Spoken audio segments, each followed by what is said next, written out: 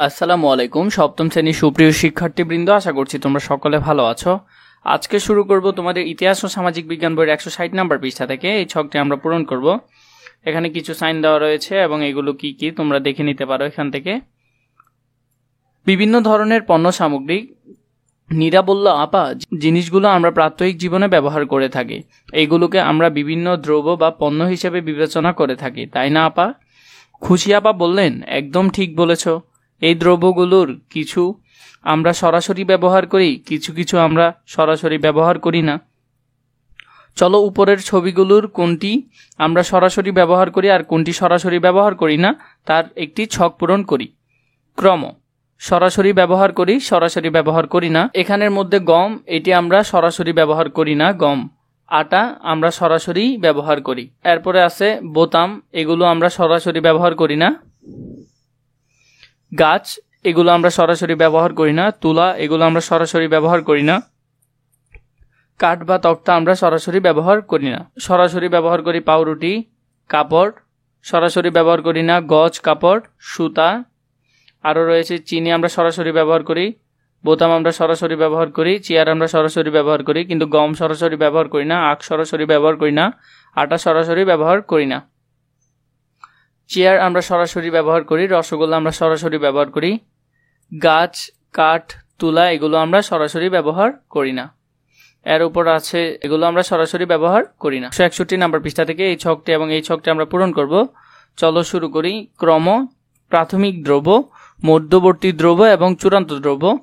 এখানের মধ্যে একটি করে দেওয়া রয়েছে তুলা। তুলা থেকে তৈরি হয় সুতা এবং সুতা থেকে তৈরি হয় কাপড়, এটি হলো চূড়ান্ত দ্রব্য। এভাবে পরেরটি হলো গাছ। গাছ থেকে হয় কাঠ বা তক্তা, এগুলো থেকে চেয়ার বা ফার্নিচার তৈরি হয়।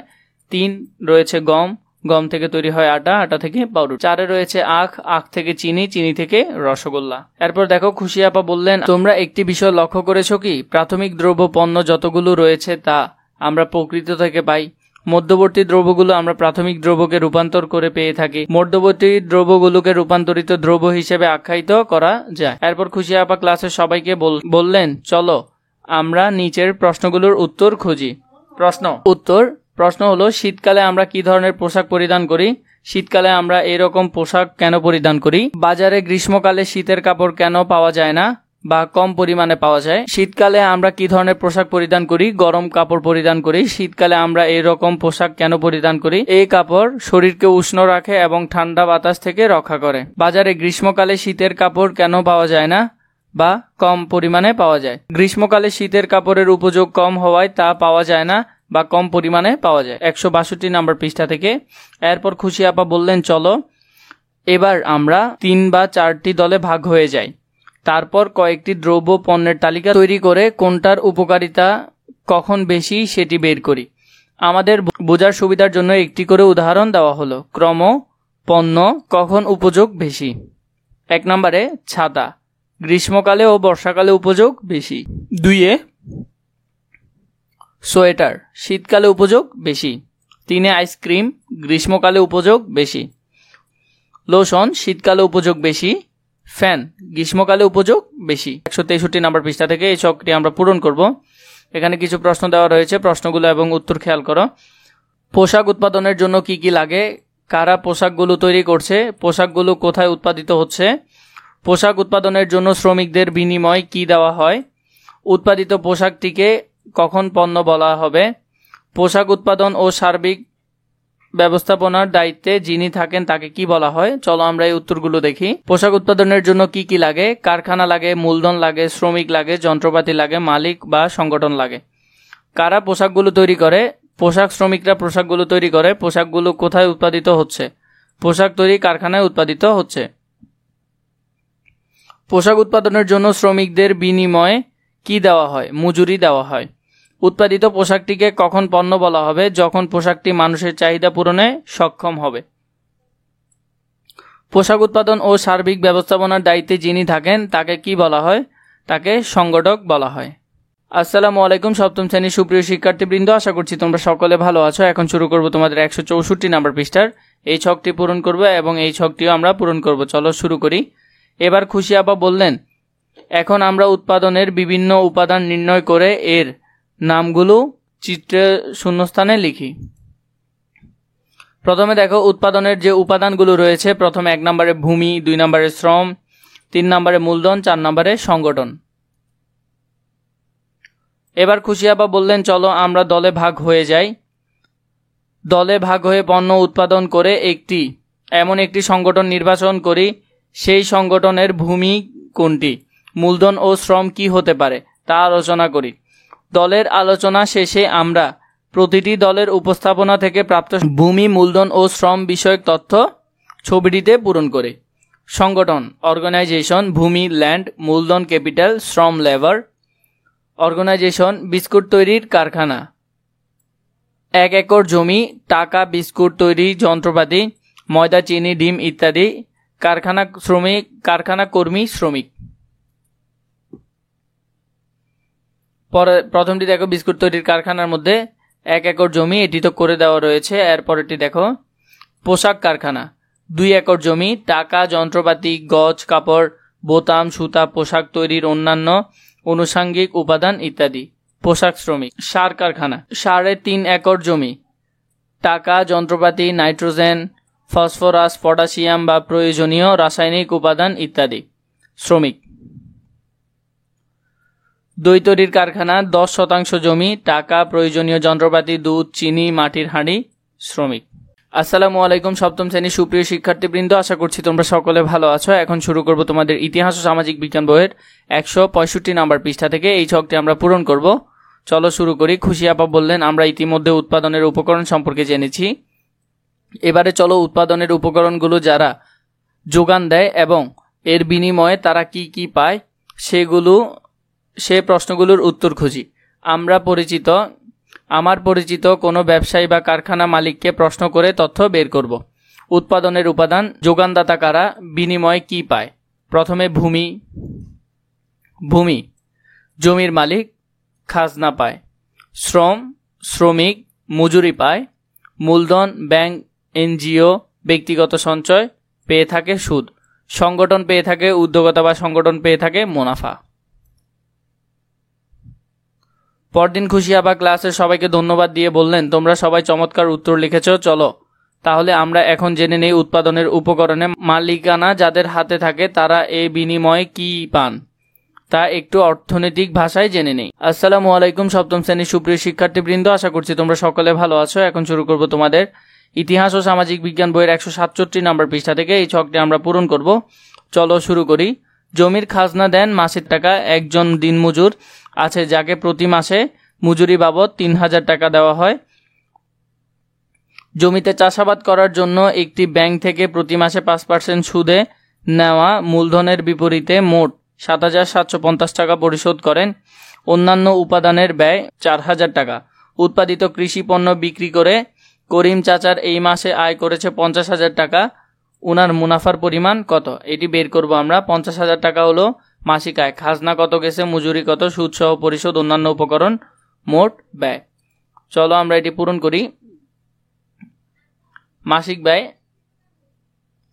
50,000 টাকার মধ্যে খাজনা দিয়েছে 3,000 টাকা, মজুরি 3,000 টাকা, সুদ পরিশোধ করেছে 7,750 টাকা, অন্যান্য গিয়েছে 4,000 টাকা, মোট ব্যয় 17,750 টাকা। করিম চাচার 50,000 টাকা আয়, তা থেকে যদি করিম চাচার 17,750 টাকা করে বিয়োগ করে দেওয়া হয়, বাকি যে টাকা থাকবে তা হবে করিম চাচার মুনাফা। আসসালামু আলাইকুম সপ্তম শ্রেণীর সুপ্রিয় শিক্ষার্থীবৃন্দ, আশা করছি তোমরা সকলে ভালো আছো। এখন শুরু করব তোমাদের ইতিহাস ও সামাজিক বিজ্ঞান বইয়ের 168 নম্বর পৃষ্ঠা থেকে। এই ছকটি আমরা পূরণ করব। চলো শুরু করি। উদ্যোক্তা, বর্গচাষী। আয়শা সুলতানার একটি বিশাল জমি আছে। সেখানে তিনি নিজের জমানো টাকা দিয়ে একটি পোশাক তৈরির কারখানা নির্মাণ করেছেন। এজন্য তিনি একটি 5 তলা ভবন নির্মাণ করেছেন এবং কিছু যন্ত্রপাতি কিনেছেন। শ্রমিক নিয়োগ করেছেন। কারখানা ব্যবস্থাপনার জন্য তিনি নিজে পরিশ্রম করেন এবং তাকে সহায়তা করার জন্য কয়েকজন কর্মী নিয়োগ করেছেন। সব মিলিয়ে তার ব্যয় 5 কোটি টাকা। বাজারে তার কারখানা তৈরি পোশাকের অনেক চাহিদা রয়েছে, তাই তিনি উৎপাদিত পণ্য বিক্রি করে মাসে আয় করেন 10 লক্ষ টাকা। রমজান মিয়ার জমি নেই। অন্যের জমিতে বর্গা খাটেন, কিন্তু অসুস্থতার জন্য প্রায় তিনি কাজ করতে পারেন না। তিনি 2 রুমের একটি টিন শেডের বাড়িতে ভাড়া থাকেন। তার মাসিক ব্যয় 8,000 টাকা, মাসিক আয় 7,000 টাকা। আয় কম হওয়ায় তিনি প্রতি মাসকে কারো না কারো কাছ থেকে টাকা ধার নেন। খুশি আপা বললেন, চলো তাহলে দলে বসে আমরা আয়শা সুলতান ও রমজান মিয়ার উৎপাদনের উপাদানগুলো নিয়ে ছকে লিখে নেই। আয়শা সুলতানের উৎপাদনের উপাদান, রমজান মিয়ার উৎপাদনের উপাদান। আয়শা সুলতানের উৎপাদনের উপাদান হলো ভূমি, নিজের বিশাল জমি, শ্রম, কারখানা শ্রমিক ও কর্মী তার নিজের শ্রম, মূলধন নিজের টাকা, পোশাক তৈরির কারখানা, যন্ত্রপাতি। রমজান মিয়ার উৎপাদনের উপাদান ভূমি, অন্যের জমি, শ্রম, নিজের শ্রম, মূলধন নেই, সংগঠন রমজান মিয়া নিজেই। আসসালামু আলাইকুম সপ্তম শ্রেণীর সুপ্রিয় শিক্ষার্থীবৃন্দ, আশা করছি তোমরা সকলে ভালো আছো। ইতিহাস ও সামাজিক বিজ্ঞান বইয়ের 171 নম্বর পৃষ্ঠা থেকে শুরু করব। এটি এবং এই ছকটি আমরা দুটি ছক পূরণ করব। চলো শুরু করি। পচনশীল পণ্য, অপচনশীল পণ্য। পচনশীল পণ্য হলো মাংস, মাছ, টমেটো। অপচনশীল হলো ফ্যান, টি শার্ট, কার্ড। এরপর দেখো, খুশি আপা বললেন পচনশীল পণ্যগুলো উৎপাদনের সাথে সাথে ভোগ করতে হয়, তা না হলে সেগুলো ভোগের উপযুক্ত থাকে না, তাই সেগুলো ব্যবসায় বা সম্পদের মালিক বিশেষভাবে সংরক্ষণ করে থাকে। কৃষিপণ্য যেমন ফলমূল, শাকসবজি, এছাড়াও অপচনশীল পণ্যেরও নির্দিষ্ট মেয়াদ থাকে, তাই সেগুলো সংরক্ষণেও ব্যবস্থা করতে হয়, তা না হলে নির্দিষ্ট সময় শেষে এগুলো ভোগের অযোগ্য হয়ে যেতে পারে, যেমন জামা কাপড়, প্রসাধনী, আসবাবপত্র ইত্যাদি। খুশি আপা বললেন, এখন আমরা পচনশীল ও অপচনশীল পণ্য সংরক্ষণের বিষয়ে তথ্য সংগ্রহ করব। আমরা আমাদের বাড়ির কাছের যে কোনো মুদি দোকানের বা বাজারের ব্যবসায়ীর কাছে প্রশ্ন করে এই তথ্য সংগ্রহ করে নিচের দুটি ছকে পূরণ করব। খেয়াল রাখব, তথ্য সংগ্রহের আগে আমরা উত্তরদাতার কাছ থেকে অনুমতি নিয়ে নেব। এই জন্য প্রথম অধ্যায়ে দেওয়া উত্তরদাতার কাছ থেকে অনুমতি নেওয়ার নিয়মগুলো যথাযথভাবে পালন করব। এটা আমরা বাড়ির কাজ হিসেবে করে নিয়ে আসব।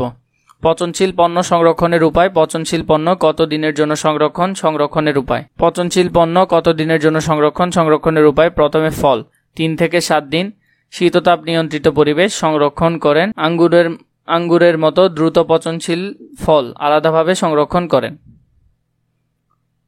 এরপর দেখো, মাছ মাংস 2 থেকে 5 সপ্তাহ হিমায়িত অবস্থায়। ডিম 5 থেকে 7 দিন কাগজের মোড়কে ঠান্ডা পরিবেশে। শাকসবজি। আসসালামু আলাইকুম সপ্তম শ্রেণীর সুপ্রিয় শিক্ষার্থীবৃন্দ, আশা করছি তোমরা সকলে ভালো আছো। আজকে শুরু করব তোমাদের ইতিহাস ও সামাজিক বিজ্ঞান বইয়ের 172 নম্বর পৃষ্ঠা থেকে। এই ছকটি আমরা পূরণ করব। চলো শুরু করি। অপচনশীল পণ্য সংরক্ষণের উপায়। অপচনশীল পণ্য কতদিনের জন্য সংরক্ষণ, সংরক্ষণের উপায় কি? অপচনশীল পণ্য হলো, প্রথমে যদি ধরি ডাল 2 থেকে 3 বছর পর্যন্ত সংরক্ষণ করা যায় প্লাস্টিক বা কাচের পাত্রে শুষ্ক ও ঠান্ডা পরিবেশে সংরক্ষণ করলে 2 থেকে 3 বছর করা যায়। চিনি 2 থেকে 3 বছর সংরক্ষণ করা যায় বায়ুশূন্য প্লাস্টিক বা কাচের পাত্রে শুষ্ক ও ঠান্ডা পরিবেশে সংরক্ষণ করলে 2 থেকে 3 বছর সংরক্ষণ করা যায়। এরপরে রয়েছে তেল, 1 থেকে 2 বছর সংরক্ষণ করা যায় প্লাস্টিক পাত্রে শুষ্ক ও ঠান্ডা পরিবেশে সংরক্ষণ করলে 1 থেকে 2 বছর সংরক্ষণ করা যায়। আদা, পেঁয়াজ ছাড়া অন্যান্য মশলা 1 থেকে 2 বছর সংরক্ষণ করা যায় বায়ুশূন্য প্লাস্টিক বা কাচের পাত্রে শুষ্ক ও ঠান্ডা পরিবেশে সংরক্ষণ করলে 1 থেকে 2 বছর সংরক্ষণ করা যায়। আসসালামু আলাইকুম সপ্তম শ্রেণীর সুপ্রিয় শিক্ষার্থীবৃন্দ, আশা করছি তোমরা সকলে ভালো আছো। আজকে শুরু করব তোমাদের ইতিহাস ও সামাজিক বিজ্ঞান বইয়ের 173 নম্বর পৃষ্ঠা থেকে। এই ছকটি আমরা পূরণ করব।